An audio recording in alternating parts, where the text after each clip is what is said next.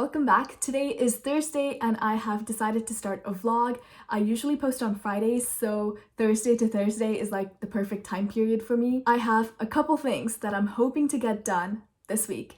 And the first is to finish The Toll by Neil Shusterman. I started this last week and I'm just having such a hard time with this book because it is a little bit boring at the moment. I'm like 100 pages in and I just can't do it. Like, I just cannot get into it for some reason. Hopefully that changes soon and hopefully I will be able to get into it soon enough. Second, I plan on picking up and maybe even finishing City of Brass. I have no idea what this book is about at all. I have just heard a lot of good things about it just from people on Twitter, so hopefully those people who have been saying good things about this book can be trusted. And lastly, I have received a couple arcs. So I am a Penguin Teen influencer and they send out arcs for people to review. Because of the situation that our world is currently in, they are not able to send physical copies of arcs anymore, so they are sending them through NetGalley. Not only are these my first Penguin Teen influencer arcs, they're also my first NetGalley arcs. So I have whipped out my Kindle for the first time in years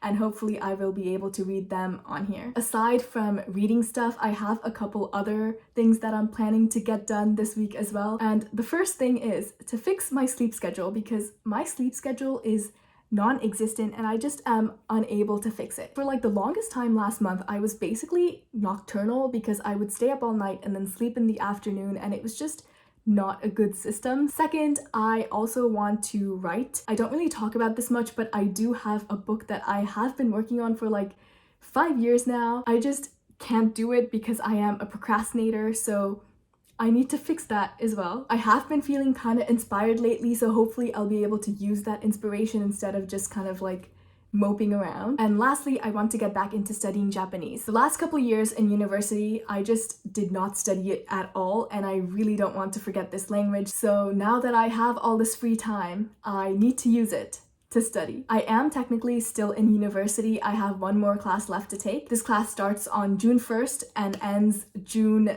26th or 27th, and that will be my last university class ever, so I am very excited to be done with university after that class.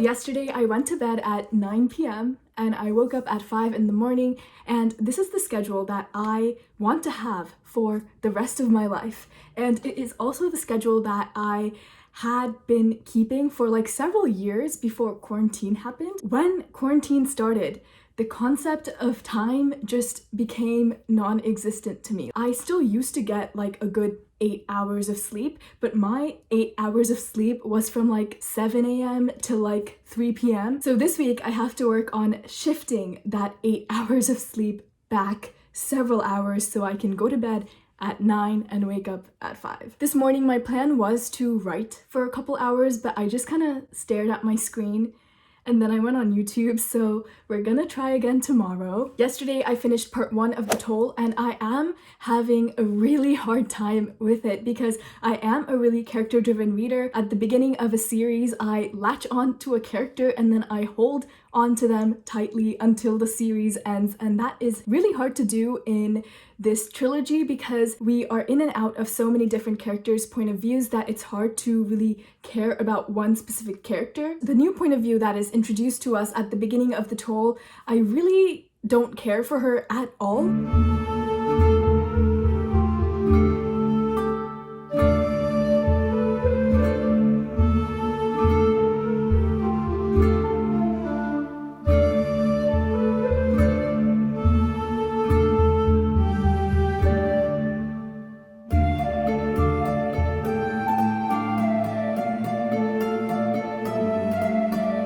A bit more than halfway through and I'm starting to finally get into it. My favorite perspective so far is definitely Grayson. My least favorite perspective is Goddard's. I hate him. That man makes me so angry. In the first book, I really loved Rowan, but I do not like where his storyline went at all. I would have loved to see him go in a completely different direction, but I guess I have to make my peace with whatever is happening to him right now, but I don't like it. Right now, it's almost 9 o'clock though, so I'm about to call it a day. Good night.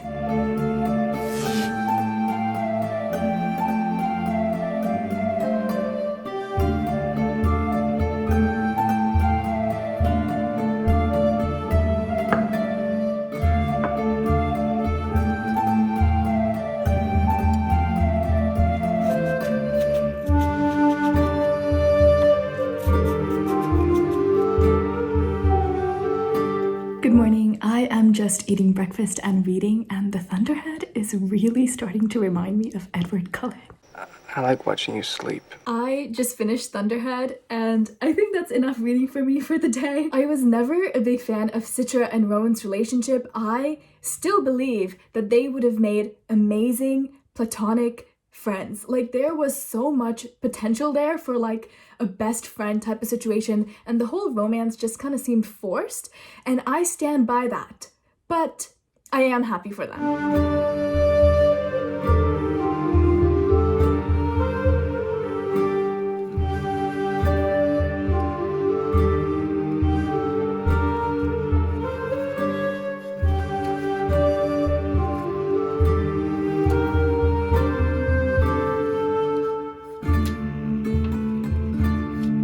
Okay, so this is an experiment I have been meaning to have for a really long time. I wanted to try making paint from dried flowers and seeing if it would work. Ideally, it would turn out to be like a purple plum color, but I hypothesize that the paint will be brown because eventually when flowers dry, they become brown. So even if it is like purple starting out, I think eventually it's gonna dry and become brown. But I did want to try it out. Seems like a fun little project.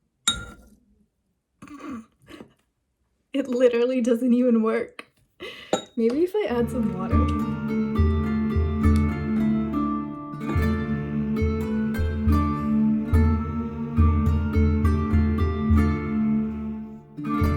Okay, so it literally just looks gray, but it started drying into this greenish kind of color.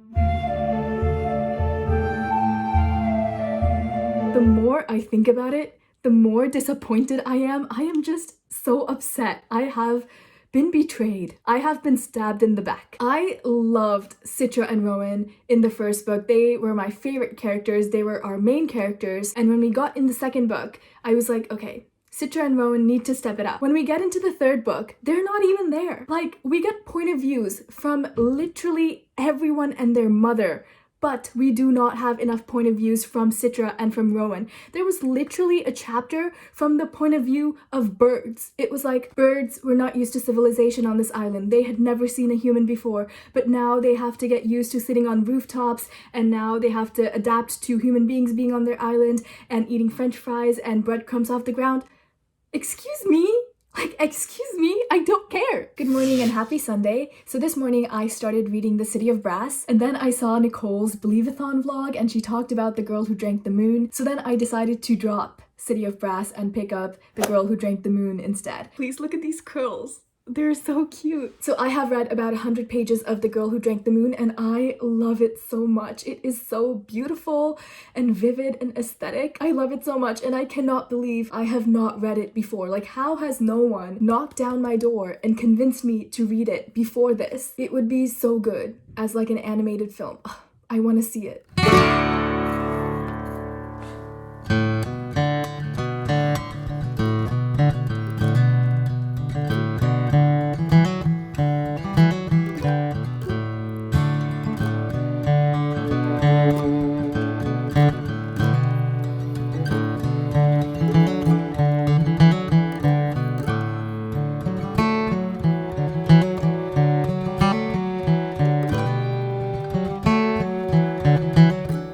I keep coming back to this trail because I want to make it through. I want to see what is on the other side of it, but I can never go down further than this because it is always muddy, because it's always raining. I mean, I guess I can look it up on maps about wherever this trail takes me, but what is the fun in that? Anyways, I am about to head home because it is 8:30 right now, meaning it's almost 9, almost bedtime.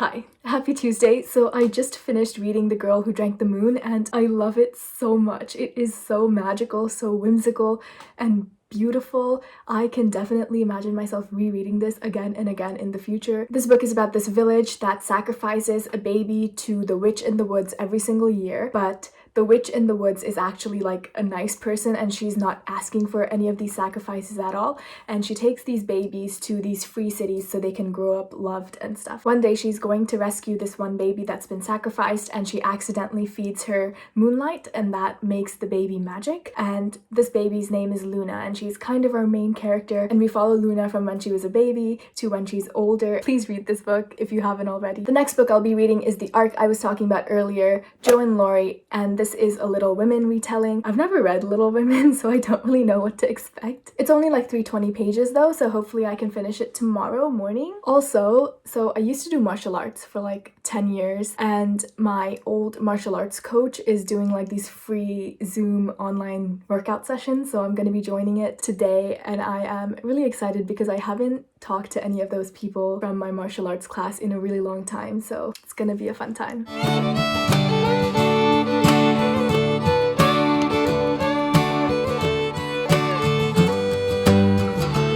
I said I would finish this morning, but I did not. According to Kindle, I am 29% of the way through, but I am really liking it, surprisingly. I haven't read Little Women and I don't really know what it is about either, so I don't know how accurately those characters are represented in this one. But I really love Jo. She is a writer and she's struggling to write the second volume of Little Women after the first was a huge success, and I really identify with the things that she's going through during this book, so that is one of the reasons why I really like it. I am really looking forward to finishing the rest of this and hopefully I do like it. It is so adorable.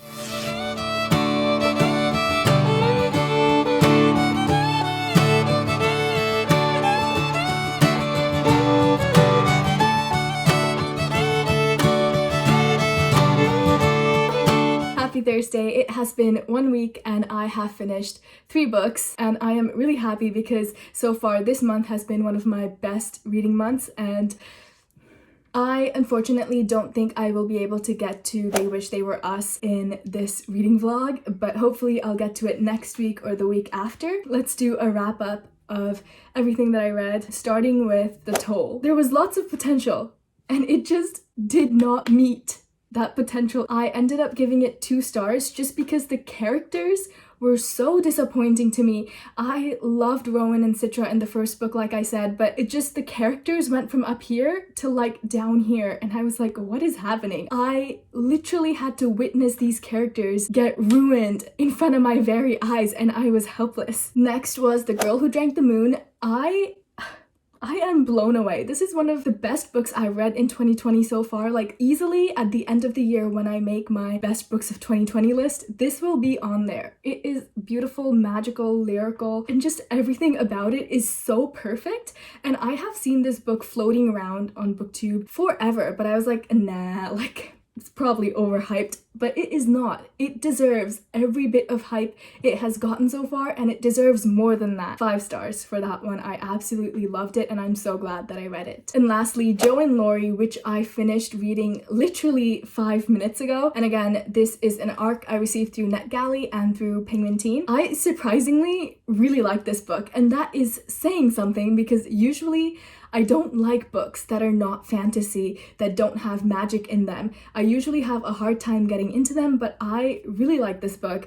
I really love Joe, and that was one of the reasons why I really like this book. So I have not read Little Women. I have no idea what it is about. I don't know the storyline, so I don't really know how much this story is different than the original. That's why when I was reading this, I really had nothing to compare it to, which is why I really enjoyed it. And when I finished it, I decided to give it 4 stars. And then I went on Goodreads and read all the other people's reviews, and most of the reviews were by people who have read Little Women and who have loved Little Women, and they said it's a bit like fanfiction-y, but because I haven't read Little Women, I don't share those opinions, so I decided to stick to my 4-star rating, but it definitely has inspired me to pick up Little Women, which hopefully I will be getting to soon. Anyways, that's all for this one. I hope you guys enjoyed it. My name's Ishi. Thank you so much for spending time with me, and I hope your day is as wonderful as you are.